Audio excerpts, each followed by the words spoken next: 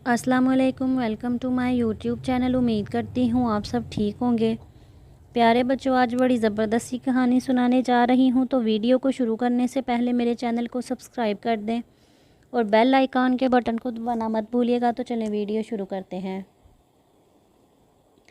सूरज तुलू होते ही फ़ज़ल अपने बेटे अहमद के साथ झोंपड़ी से निकला। फ़ज़ल एक मछेरा था।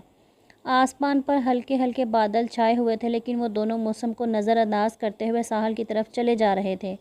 वहाँ पहुंचकर फ़ज़ल अपनी कश्ती में बैठे कर मछलियों के शिकार की तैयारी करने लगा और अहमद साहल की दूसरी तरफ जाकर जमा करने में मसरूफ़ हो गया मछलियों के पहरे को। अब अहमद अपने बाप की वापसी तक सिपियाँ जमा करता या फिर खेलता रहता था।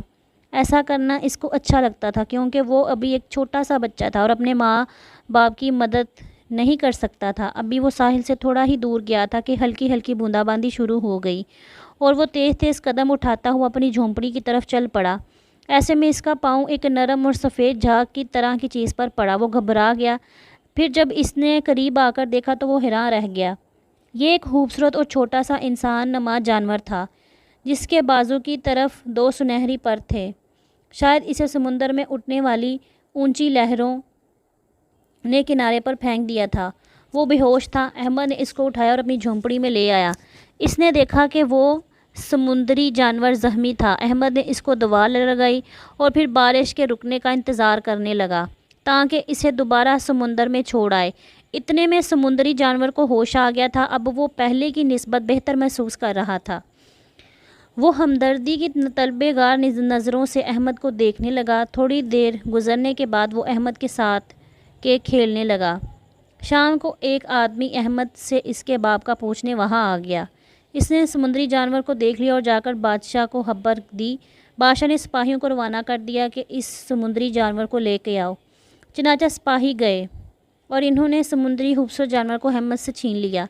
अहमद बहुत परेशान हुआ और सोचने लगा कि समुद्री जानवर के माँ बाप अपने बच्चे का इंतज़ार कर रहे होंगे, लेकिन वो कुछ नहीं कर सकता था। सिपाहियों ने समुद्री जानवर को बादशाह की खिदमत में पेश कर दिया। बादशाह ने इस खूबसूरत जानवर को एक मजनूई झील में छोड़ दिया और इसकी हिफाजत के लिए पहरेदार बिठा दिए। समुद्री जानवर वहाँ ना खुश था। इसने खाना पीना छोड़ दिया। अहमद भी हर वक्त इसके लिए परेशान रहता।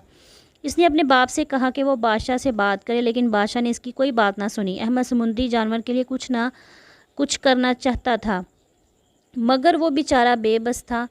चंद ही दिनों के बाद समुंदर में छोटे छोटे तूफ़ान आने शुरू हो गए, जिनकी वजह मछेरों का बस्ती से निकलना मुश्किल हो गया और वो भूखों प्यास का शिकार हो गए। बादशाह ने शाही नजूमी को बुलाकर इसकी वजह दरियाफ़्त की, तो इसने बताया कि असल में ये सब इसी समुंदरी जानवर की वजह से हो रहा है, जो कि समुंदरी राजा की इकलौती औलाद है और इसे ना लौटाने पर एक बहुत बड़ा तूफ़ान बर्पा कर देगा। ये सैंकड़ बादशाह फ़िक्रमंद हो गया और ये सुनते ही वो सोचने लग पड़ा कि अब क्या करे। बस्ती के तमाम अफराद बादशाह के सामने जमा हो गए और सभी परेशानी के आलम में बादशाह की तरफ देख रहे थे। बादशाह ने लोगों की परेशानी का आलम देकर अपने सिपाहियों को हुक्म दिया कि वो समुद्री शहज़ादे को वापस समुंदर पर छोड़ आएँ। बस्ती के लोग पहले ही वहाँ मौजूद थे। अहमद अपने बाप का हाथ थामे खड़ा था। बादशाह के सिपाहियों ने खूबसूरत समुद्री शहज़ादे को आज़ाद कर दिया। आहिस्ता आहिस्ता बस्ती के सभी लोग अपनी अपनी झोंपड़ियों में चले गए। अब अहमद वहाँ अकेला खड़ा था। इसको यकीन था कि इसका प्यारा दोस्त समुद्री शहज़ादा इससे मिलने ज़रूर आएगा। और फिर यूँ ऐसा ही हुआ कि थोड़ी देर बाद समुद्री शहज़ादा अपने बाप के हमरा वहाँ आ गया। खूबसूरत समुद्री शहज़ादा अहमद के गिर्द गिर्द खुशी से घूमने लगा। ये सब कुछ देखकर समुद्री राजा बहुत खुश हुआ और इसने दोनों को रोज़ाना मिलने की इजाज़त दे दी। उम्मीद करती हूँ आपको मेरी आज की वीडियो ज़रूर पसंद आई होगी। मेरे चैनल को सब्सक्राइब करें, लाइक करें और बेल आइकॉन के बटन को दबाना मत भूलिएगा। तो चलें मिलते हैं अब हम अपनी अगली वीडियो में। तब तक के लिए आप अपना बहुत ख्याल रखें। अल्लाह हाफिज़।